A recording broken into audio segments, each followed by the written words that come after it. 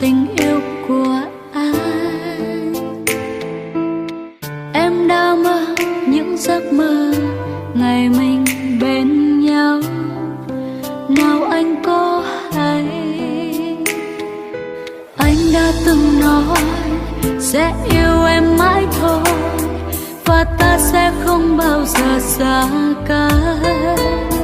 Mà sao hôm nay lời hứa ấy với em quá mong manh.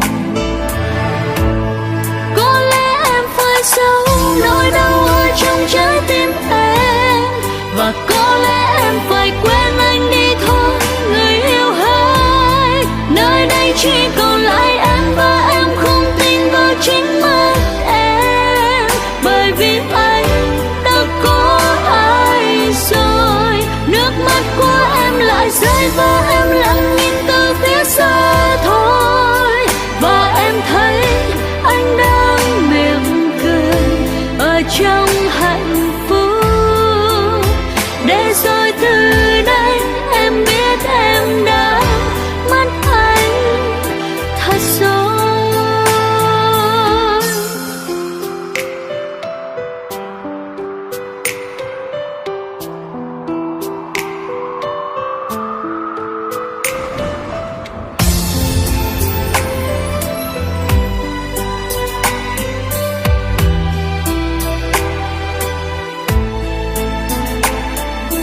Anh đã từng nói sẽ yêu em mãi thôi, và ta sẽ không bao giờ xa cách.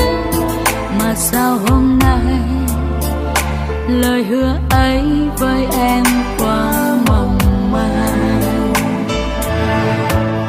Có lẽ em phải giấu nỗi đau ở trong trái tim em, và có lẽ em phải quên anh đi thôi người yêu hỡi. Nơi đây chỉ còn lại em, và em không tin vào chính mắt em, bởi vì anh đã có ai rồi. Nước mắt của em lại rơi và em lặng nhìn từ phía xa thôi, và em thấy anh đang mỉm cười ở trong hạnh phúc.